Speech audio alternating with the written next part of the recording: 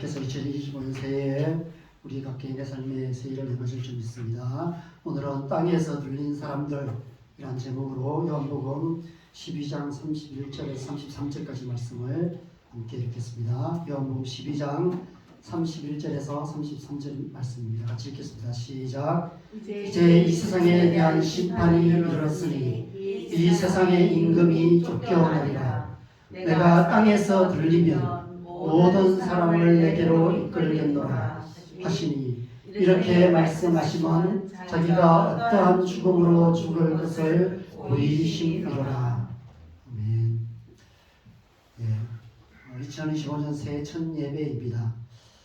2025년에는 저와 여러분의 삶 속에, 그리고 우리의 가정에, 교회에, 그리고 이 나라 이 민족 가운데 하나님께서 새해를 행하시기를 간절히 소망합니다. 지난 한 주간 새해를 시작할 때마다 늘 그랬듯이 특별한 말씀을 주시기를 기대하며 기도하는 시간을 가졌습니다. 그래서 한 주간 내내 그 어느 때보다도 오늘 설교를 위해서 많이 기대하고 기도했습니다. 그런데 저의 기대와는 달리 하나님께서 별 말씀이 없으신 것 같은 그런 느낌이 들었습니다. 마치 제 영혼이 깊은 어둠 속에 빠져있는 것 같은 그런 시간을 보냈습니다.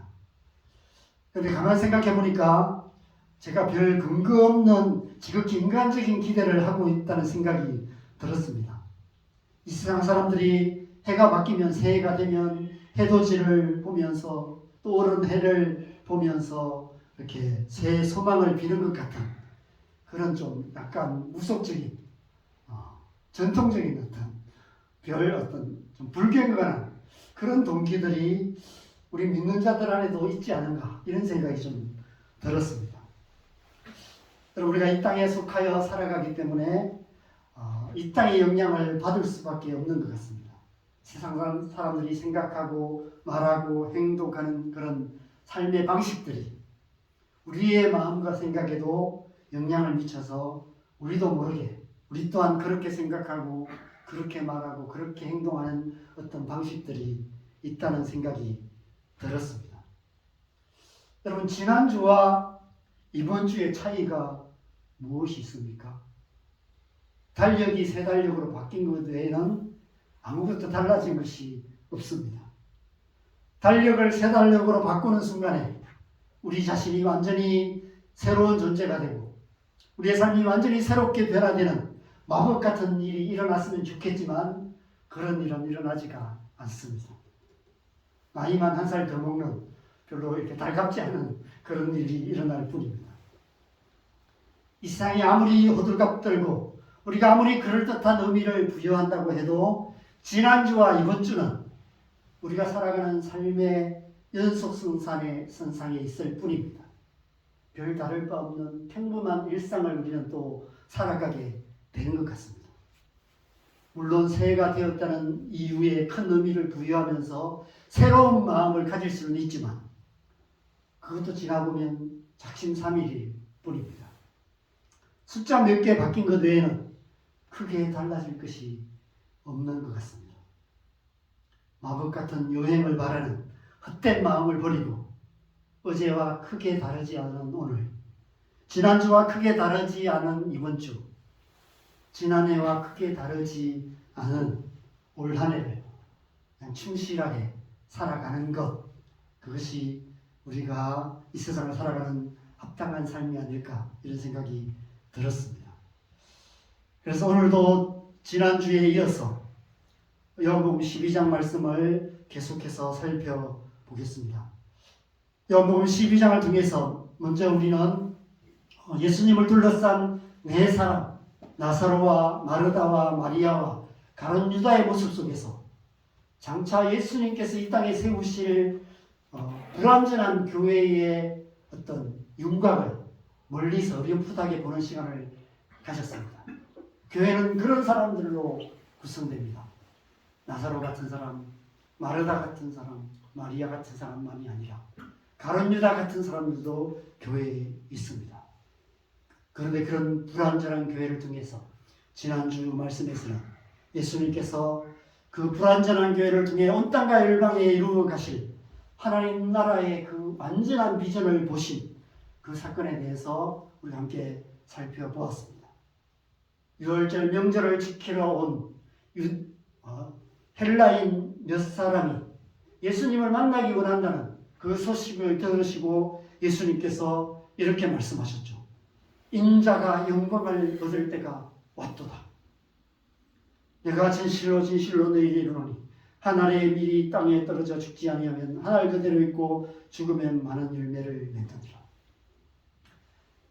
예수님께서 그 헬라인 몇 사람 모습을 속에서 그 모습 속에서 당신께서 한 알의 밀날로 땅에 떨어져 죽으심으로 말미암아 이 땅 가운데 세워지게 될 교회, 그 교회를 통해서 이루어지게 될 하나님 나라, 그 하나님 나라의 비전을 보신 것입니다.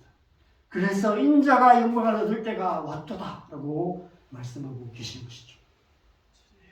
그 헬라인 몇 사람 모습 속에서 오늘 이렇게 하나님을 예배하고 있는 저와 여러분의 모습을 보셨고, 지금 이 시간에도 온 땅과 열방 가운데 예배하고 있는 수많은 하나님의 사람들의 모습을 보셨고, 장차 이 땅 가운데 이루어지게 될 요한계시록 7장 9절에서 10절에 각 나라와 족속과 백성과 방언 안에서 아무라도 능히 셀 수 없는 큰 무리가 하나님 앞에 나와 예배하는 그 하나님 나라의 모습을, 그 하나님 나라의 비전을 보셨던 것입니다.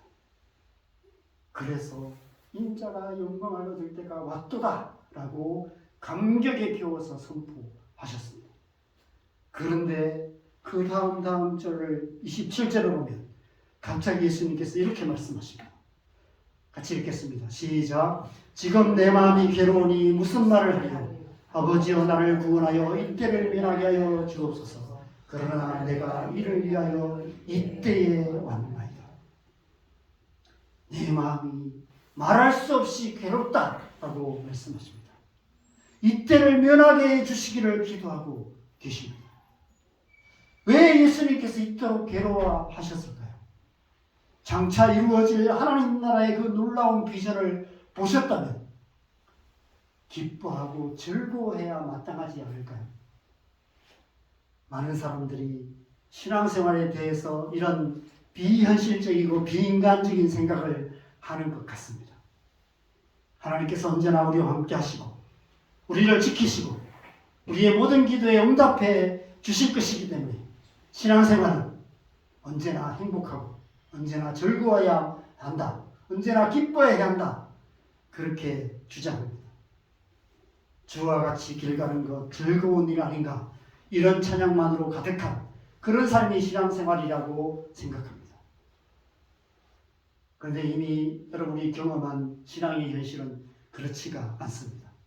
우리의 신앙생활의 현실은 그것과 반대입니다. 왜냐하면 우리가 이 땅에 발을 딛고 살아가고 있기 때문입니다. 말할 수 없이 괴로울 때가 있습니다.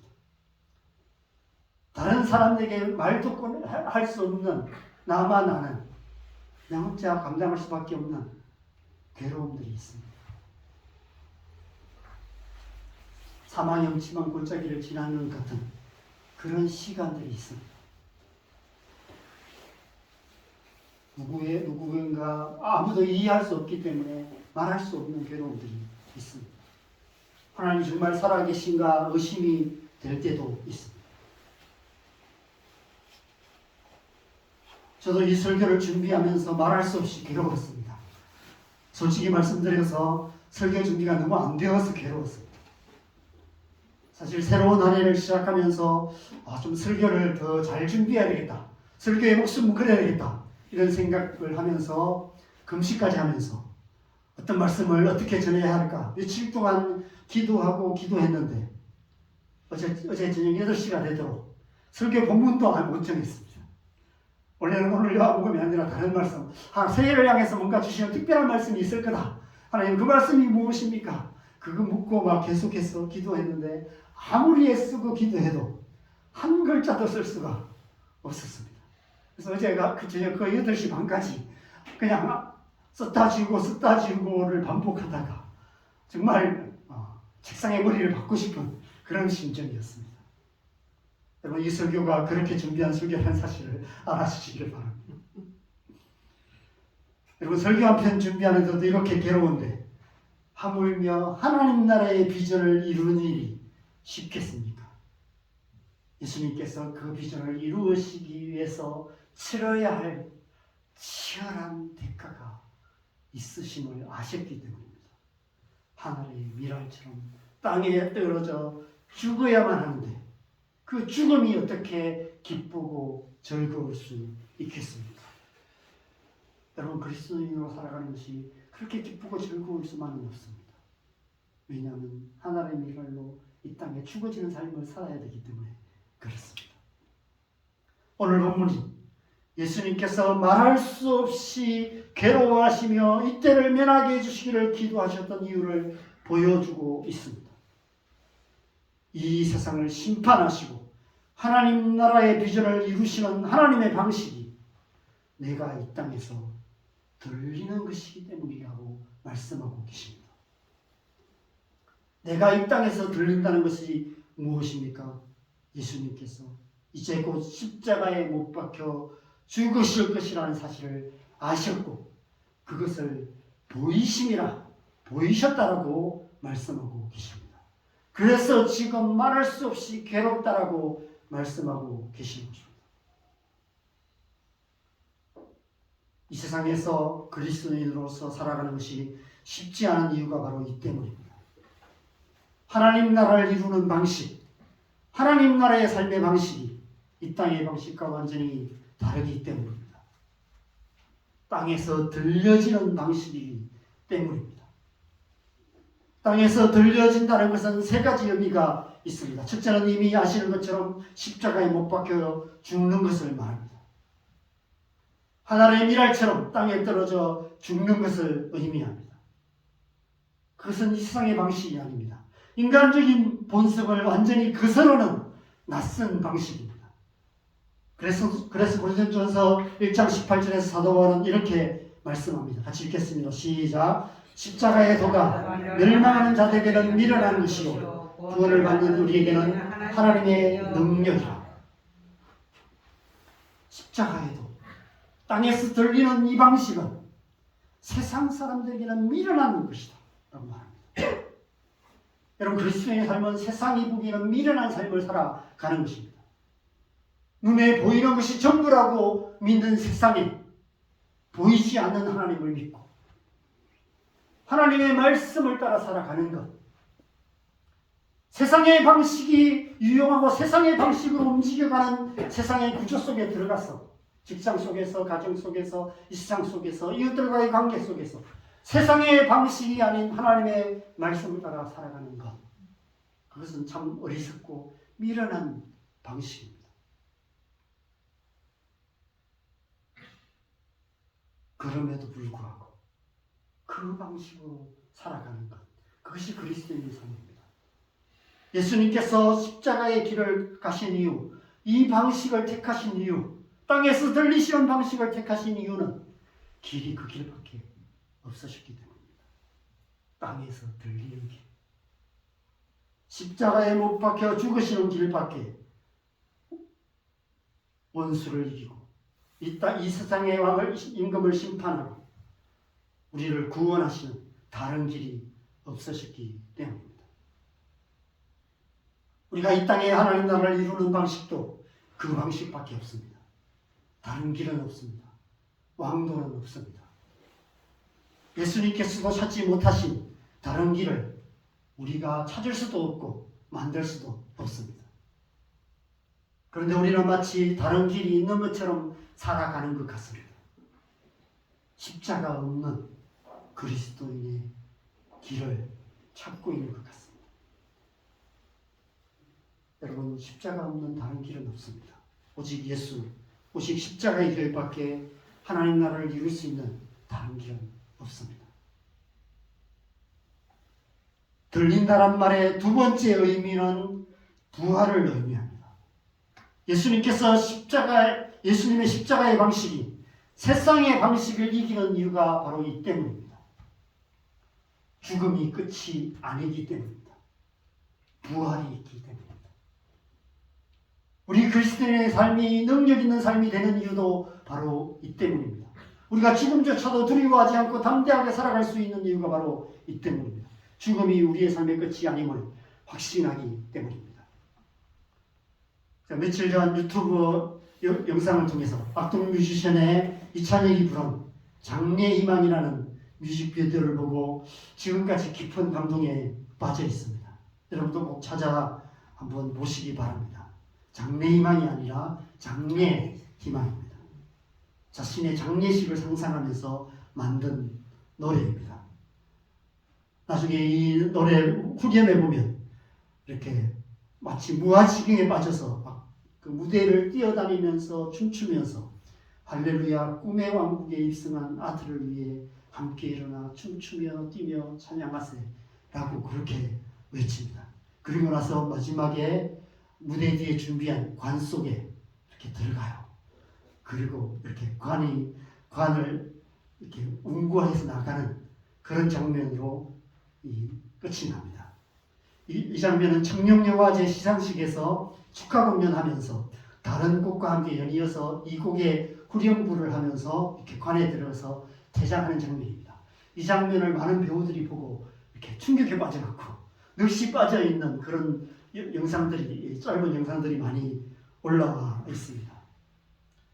이 세상 모든 사람들이 두려워하는 죽음이라는 그 주제를 그 여과제 축제의 한복판에 가지고 들어와서 그 입관하는 그 퍼포먼스를 벌리는 아주 이 강렬하고 용기 있는 이찬혁의 모습을 보면서 야 정말 얘는 하나님의 사람이구나 이런 생각이 많이 들었습니다.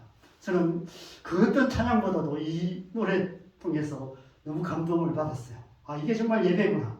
이 세상 속에서 예배자의 삶을 살아가는 것이 이런 것이구나 하는 생각을 하게 되었습니다. 여러분 이 세상이 모든 사람이 두려워하는 죽음이라는 주제에 아무 두려움 없이 다가갈 수 있는 사람들은 부활의 의미를 아는 하나님의 백성 그리스도인들 뿐입니다. 그리스도인들은 죽음까지 이기는 부활의 사람들이기 때문입니다. 땅에서 들린다는 것의 세 번째 의미는 예수님의 왕 되심을 의미합니다. 빌립보서 2장 9절에 이러므로 하나님이 그를 지극히 높이신다고 말합니다. 지극히 높여 모든 이름 위에 뛰어난 이름을 주셔서 모든 입으로 예수 그리스도를 주라 시인하게 하실 거라고 말씀하고 계십니다. 그러면 땅에서 들린다는 것은 단지 십자가 높이 정도를 말하는 것이 아닙니다. 부활 성취하셔서 지극히 높은 하나님 보좌 우편에 앉으시는 것을 말합니다. 만왕의 왕이 되시고 만유의 주가 되시는 것을 의미합니다. 십자가의 죽음과 부활을 통해서 땅에 들려져서 하나님 나라의 왕이 되시는 것입니다.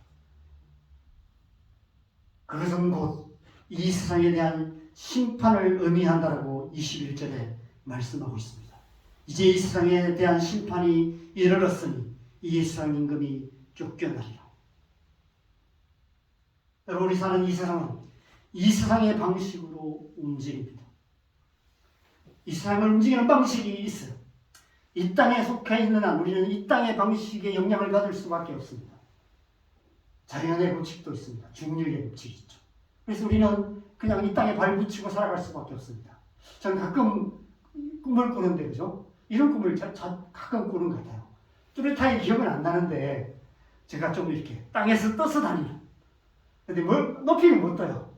한 10cm, 20cm 정도밖에 좀 이렇게 날아다녔으면 좋겠는데 겨우 한 10cm, 20cm 정도 떠서 멀리는 못 가는 것 같아요.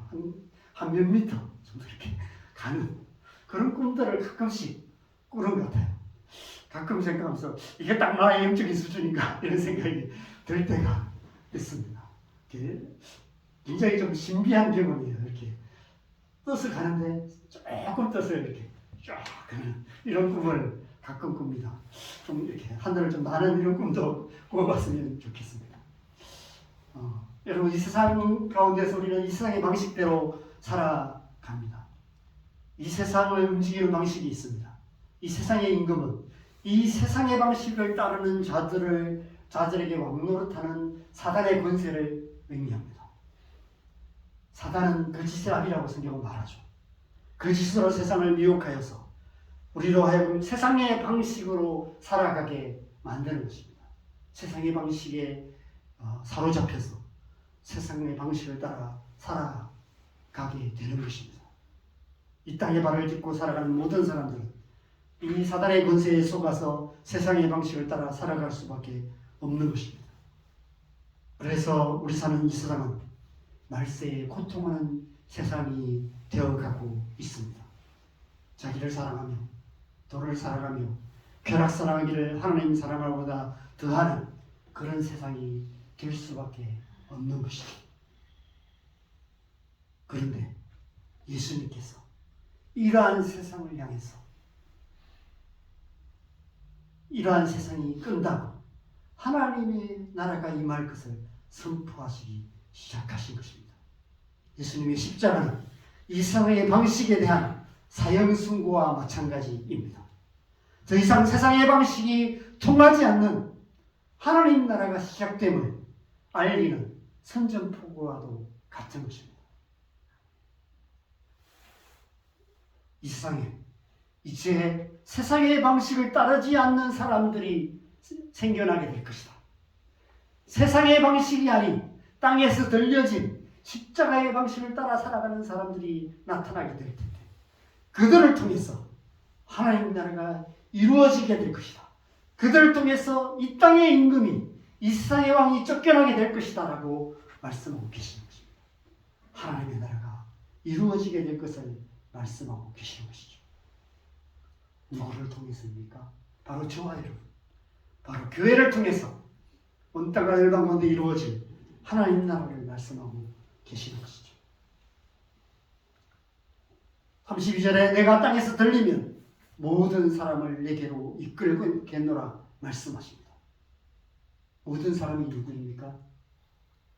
갈라디아서 3장 26절에서 28절에 보면 너희가 다 믿음으로 말미암아 그리스도 예수 안에서 하나님의 아들이 되었다.